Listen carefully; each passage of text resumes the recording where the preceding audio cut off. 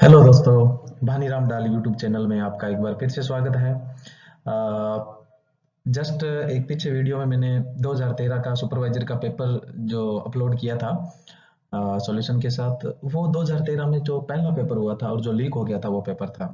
आज मैं जो पेपर अपलोड कर रहा हूँ वो 2013 का ही पेपर है, लेकिन लीक होने के बाद फिर से दोबारा से जो पेपर हुआ था वो अपलोड कर रहे हैं। ठीक है, देखो जो मैंने पेपर डाला है थोड़ा कट करके डाला है, क्योंकि पिछला पेपर डाला था उसमें कुछ स्टूडेंट के कमेंट्स आए थे कि सर प्रॉपर दिखाई नहीं दे रहा है।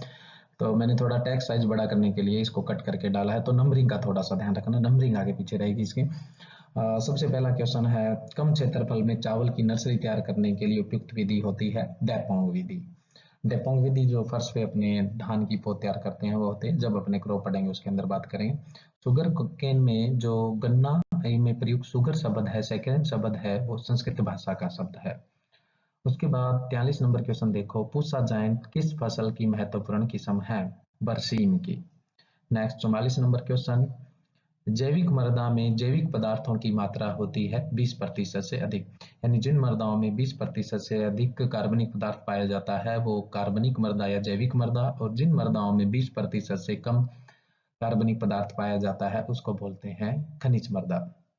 नेक्स्ट 45 नंबर क्वेश्चन देखिए आप, राष्ट्रीय जैविक खेती संस्थान जो है वो है गाजियाबाद यूपी में, और जो national organic farming research institute है वो है गंगटोक सिक्किम में।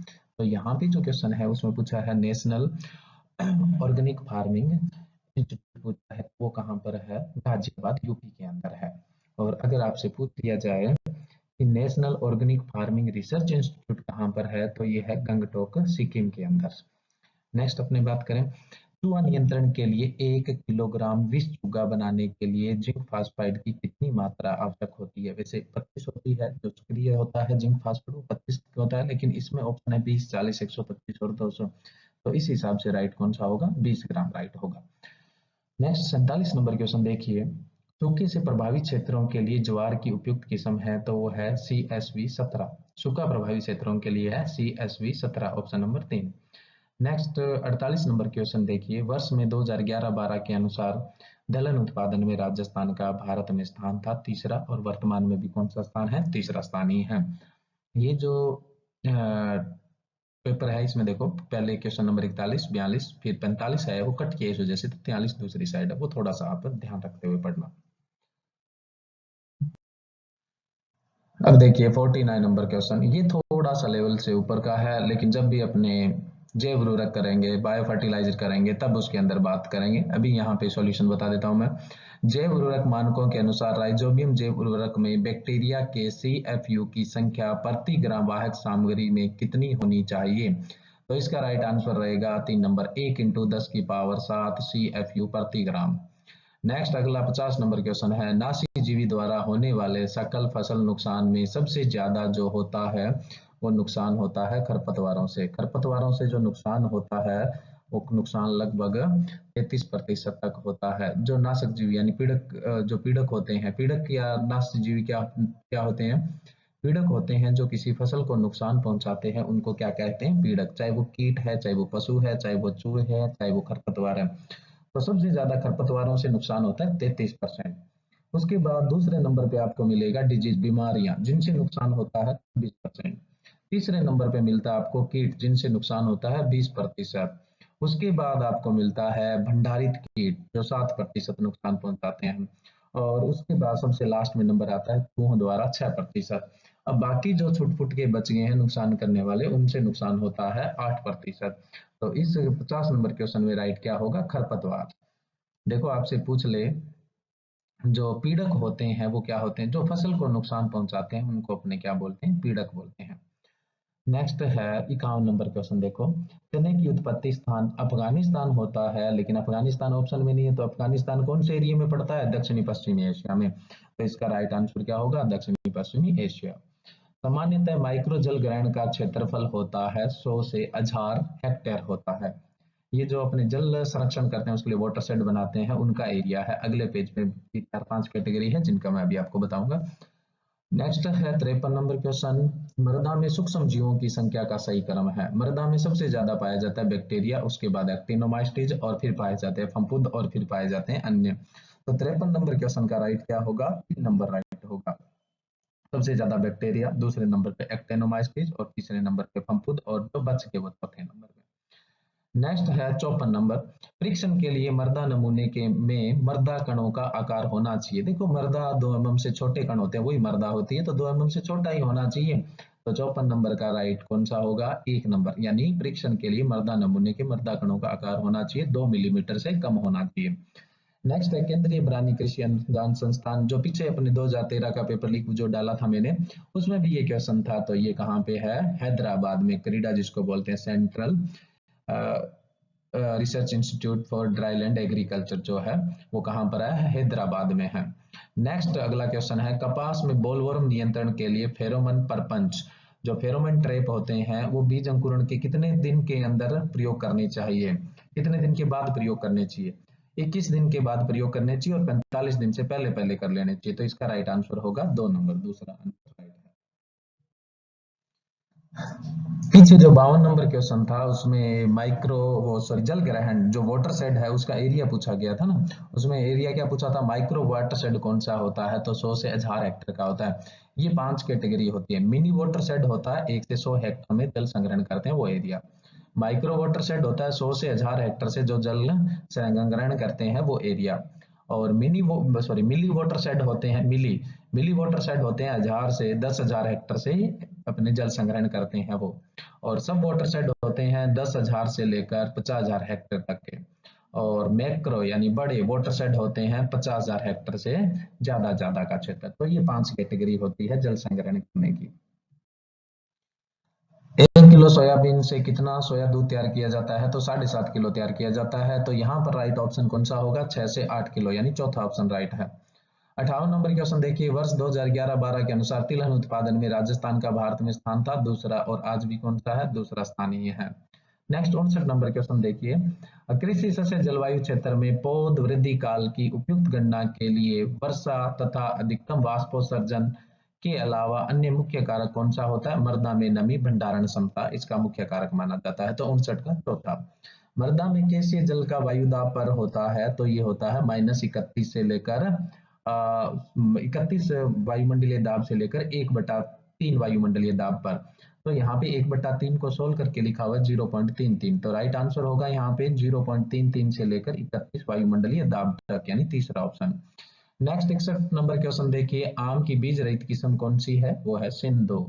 नींबू में सिट्रस कैंकर रोग का कारण होता है जेंथोमोनास ट्राई जीवाणु। ये सबसे ज्यादा देसी नींबू में या खट्टा नींबू जिसको बोलते हैं उसके अंदर सबसे ज्यादा लगता है। नेक्स्ट 63 नंबर क्वेश्चन देखिए, फल मक्खी किसका प्रमुख हानिकारक कीट है? तो बेर का सबसे खतरनाक कीट है, और वो भी उत्तरी भारत में सबसे ज्यादा नुकसान पहुंचाता है। अनार में फरवरी मार्च में पुष्पन को कहा जाता है अम्बे बहार कहा जाता है। जून जुलाई में पुष्पन को मृग बहार कहते हैं, और अक्टूबर नवंबर में पुष्पन को हस्त बहार कहते हैं। तो अनार में फरवरी मार्च में पुष्पन वाली कौन सी बहार होगी? अम्बे बहार, तीसरा ऑप्शन राइट हो गया। बागवानी के समग्र विकास के लिए राष्ट्रीय बागवानी मिशन नेशनल हॉर्टिकल्चर मिशन 2005 में प्रारंभ हुआ था। तो इसमें राइट आंसर होगा 2005 है, यानी 65 का पहला राइट। कैंडी में शक्कर की मात्रा होती है 75% होती है। मुरब्बा में कितनी होती है? 70 होती है। जेली में 65 होती है। तो यहाँ कैंडी का पूछा है, तो चौथा ऑप्शन राइट होगा 75%। नेक्स्ट 67 नंबर क्वेश्चन है, इंसार ललित किस्म है टमाटर की है। नेक्स्ट है, राजस्थान में अनार का सेंटर ऑफ एक्सीलेंस कहाँ पर स्थित है? तो कहाँ पर है? डिंडोन जयपुर के अंदर स्थित है। उसके अलावा क्वेश्चन देखिए 69 नंबर, गाजर की एशियाई किस्मों में अधिक पाया जाता है। तो एशियाई किस्मों में तो एंथोसाइनिन पिगमेंट ज्यादा पाया जाता है, जिससे वो गहरे लाल रंग की होती है। और जो यूरोपियन किस्में होती है उनके अंदर क्या ज्यादा पाया जाता है? कैरोटीन ज्यादा पाया जाता है, इस वजह से वो पीले रंग की होती है, और विटामिन ए उनमें ज्यादा होता है। एशियाई किस्मों में एंथोसाइनिन ज्यादा होने के कारण गहरा लाल रंग होता है। पूसा यमदागिनी किस्म किसकी है? गाजर की है। देखो दो क्वेश्चन यहाँ एक साथ गाजर से आए हैं, बड़ी बात है, एक ही क्रॉप पे अगर दो दो क्वेश्चन पढ़ रहे हैं तो। पूसा यमदागिनी गाजर की किस्म है। नेक्स्ट है अवलेय। अवलेय बोले तो जेली में कुल घुलनशील ठोस पदार्थ की मात्रा कितनी होती है? 65% होती है। लौकी में नर फूलों के अधिक उद्भव का कारण होता है उच्च तापमान और अधिक नाइट्रोजन। अगर ज्यादा तापमान और ज्यादा नाइट्रोजन होगा तो नर फूल ज्यादा आएंगे, कम तापमान होगा, छोटे दिन होंगे तो मादा पुष्प ज्यादा आने के चांसेस रहते हैं। हाँ तो दोस्तों अभी इसमें एक क्वेश्चन पूछा गया था सेंटर ऑफ एक्सीलेंस का, अनार का जो गुणवत्ता जांच केंद्र है, गुणवत्ता जांच केंद्र को बोलते हैं सेंटर ऑफ एक्सीलेंस, तो वो डिंडोन जयपुर में ना। तो इस तरह के कुछ क्वेश्चन पूछ लिए जाते हैं। अभी बहुत सारे सेंटर ऑफ एक्सीलेंस स्थापित किए गए हैं, जैसे मैं बात करूं centre of excellence on citrus यानी नींबू वर्गीय फलों का जो सेंटर ऑफ एक्सीलेंस है वो नानता कोटा में स्थापित किया गया है। सेंटर ऑफ एक्सीलेंस अनार अभी अपनी बात कर चुके थे, डिंडोन बसी जयपुर के अंदर है, डिंडोन बसी जयपुर के अंदर। सेंटर ऑफ एक्सीलेंस खजूर, खजूर का जो सेंटर ऑफ एक्सीलेंस है वो है सगरा मोजका जैसलमेर के अंदर है। जगह का नाम है सगरा भोजका, जगह का नाम क्या है, सगरा भोजका जैसलमेर के अंदर। एक है सेंटर ऑफ एक्सीलेंस अमरूद, अमरूद का जो सेंटर ऑफ एक्सीलेंस है वो है देवड़ावास टोंक के अंदर स्थापित किया गया है। सेंटर ऑफ एक्सीलेंस संतरा, संतरा का जो सेंटर ऑफ एक्सीलेंस है वो झालावाड़, क्योंकि सबसे ज्यादा संतरा उत्पादन झालावाड़ में, झालावाड़ को राजस्थान का नागपुर भी कहते हैं। सेंटर ऑफ एक्सीलेंस आम, आम का जो सेंटर ऑफ एक्सीलेंस है वो केमरी धौलपुर के अंदर स्थापित किया गया है। Centre of excellence on vegetables यानी सब्जियों का सेंटर ऑफ एक्सीलेंस है वो कहाँ पर स्थापित किया गया है, बूंदी में स्थापित किया गया है। और सेंटर ऑफ एक्सीलेंस सीताफल का है वो कहाँ पर स्थापित किया गया है, चित्तौड़गढ़ में स्थापित किया गया है। सेंटर ऑफ एक्सीलेंस जो फूलों का है वो कहाँ पर स्थापित किया गया है, सवाई माधोपुर में स्थापित किया गया है। तो सेंटर ऑफ एक्सीलेंस के भी क्वेश्चन पूछ लिए जाते हैं, तो ये आप देख लीजिएगा। नेक्स्ट 73 नंबर क्वेश्चन है, पौधशाला में मिट्टी शोधन के लिए सबसे उपयोगी रसायन है, यानी मिट्टी को निर्जीवीकृत करने के लिए सबसे बढ़िया रहता है फॉर्मेल्डिहाइड। तो तीसरा ऑप्शन राइट है। इनमें से वी जातीय चुनिए, वी जातीय का मतलब मैच कौन सा नहीं हो रहा है, केसर, फजली और दशहरी आम की किस्म है, लेकिन हलावी है वो खजूर की किस्म है, कौन सा मैच नहीं हो रहा, हलावी। तो 74 का 74 नंबर का चौथा राइट है।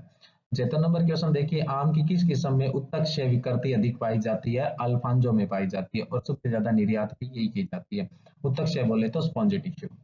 नेक्स्ट 74 नंबर क्वेश्चन देखिए, फल वृक्षों में के लगाने की षटभुजाकार विधि में वर्गाकार विधि की अपेक्षा कितने प्रतिशत अधिक पौधे लगते हैं, तो 15% अधिक पौधे लगते हैं, ऑप्शन तीसरा राइट है। 75 नंबर क्वेश्चन देखिए, खजूर की देर से पकने वाली किस्म है मैडजूल। और 78 नंबर जो क्वेश्चन है, फूल गोभी में भूरी गलन व्याधि किस तत्व के कारण होती है, ब्राउन रोट है वो, ब्राउन रोट बोरोन की कमी से होता है। 78 का ऑप्शन 3 नंबर राइट है। नेक्स्ट है, नेशनल हॉर्टिकल्चर बोर्ड का मुख्यालय कहाँ पर स्थित है, तो कहाँ पर है, गुड़गांव में स्थित है। राजस्थान में सोनामुखी सनाए की खेती का प्रमुख क्षेत्र और उत्पादन दोनों ही किसका ज्यादा है, जोधपुर का। तो राइट आंसर यहाँ पे होगा जोधपुर। नेक्स्ट, बकरे के मांस को कहते हैं, देखो बकरे को मांस को यहाँ पर बकरे का जो मांस है उसको चेवन कहा जाता है, तो चेवन तो ऑप्शन में आया ही नहीं है। भेड़ के मांस को मटन कहते हैं, तो कौन सी कैटेगरी में रखा जाएगा, मटन की कैटेगरी में। वैसे क्वेश्चन राइट नहीं है, अगर ऐसा क्वेश्चन आएगा तो एग्जाम से हटेगा ही हटेगा। इसमें राइट माना गया वो कौन सा, मटन माना गया है। जो यहाँ पे चिन्ह लगे हुए, निशान लगे उनकी तरफ मत जाना, ये किसी स्टूडेंट का पेपर है तो निशान सही भी हो सकते हैं गलत। जो मैंने नीचे की बना रखी है उस पर ध्यान देना आपको। टैटूइंग क्या होता है, वो जो पशु होते हैं उन पे टैटू बना दिया जाता है, यानी उसको पहचानने का चिन्ह बना दिया जाता है। तो टैटूइंग एक तरीका पशुओं को पहचान बनाने का होता है। 82 का राइट ऑप्शन एक होता है। 83 का देखिए, दोहरे उद्देश्य वाली गाय की नस्ल है थार पारकर। गिर और साहिवाल है ये दूध उत्पादन के लिए, नागौरी है ये भारवाही नस्ल है, थार पाकर है ये भारवाही प्लस दूध यानी द्विपर्जनीय नस्ल है। 84 क्वेश्चन देखिए, भैंस की सुरती नस्ल का मूल स्थान कौन सा है, गुजरात है। नेक्स्ट है 85 नंबर, निम्नलिखित में कौन सा विषाणु जनित रोग है, तो अतिसार है, ऑप्शन नंबर 2। 85 का ऑप्शन नंबर 2।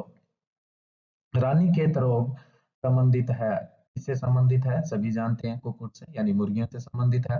87 नंबर देखिए, कृमि हर दवाओं के रूप में निम्नलिखित दवाओं में से किसका प्रयोग नहीं किया जाता है, कृमिनाशक के रूप में किसको काम में नहीं लेते हैं, पोटेशियम परमैंगनेट को नहीं लेते हैं, ये जीवाणुनाशी जीवाणुरोधी के रूप में काम में लेते हैं। हवाई चाल व तेज दौड़ने के लिए बेल कौन सा प्रसिद्ध है, नागौरी बेल प्रसिद्ध है। नेक्स्ट है 89 नंबर क्वेश्चन, मादा पशुओं का गर्भ धारण का उत्तम समय होता है, तो अंतिम अवस्था, जब मध्यकाल की जो अंतिम अवस्था होती है 24 घंटे के आसपास की, वो होती है। 89 का चौथा नंबर राइट है। नेक्स्ट है सर्वप्रथम नवजात बछड़े बछड़ियों को पिलाना चाहिए खींच, जिससे रोग प्रतिरोधक क्षमता बढ़ती है। 91 नंबर क्वेश्चन देखिए, 91 नंबर क्वेश्चन, गाय भेड़ बकरी में इन साइजर दांत कर्तन जो दंत होते हैं वो केवल नीचे के जबड़े में ही होते हैं। दूसरा ऑप्शन राइट है। नेक्स्ट 92 नंबर में देखिए आप, गाय के दूध में वसा का प्रतिशत यही 4 से 5% वसा होती है, तो दूसरा ऑप्शन राइट है। नेक्स्ट 93 नंबर क्वेश्चन देखिए, मेरिनो विदेशी नस्ल की भेड़ किस देश से लाई गई है, किस देश की है, स्पेन की है। मूल स्थान इसका जो उद्गम स्थल है वो स्पेन है।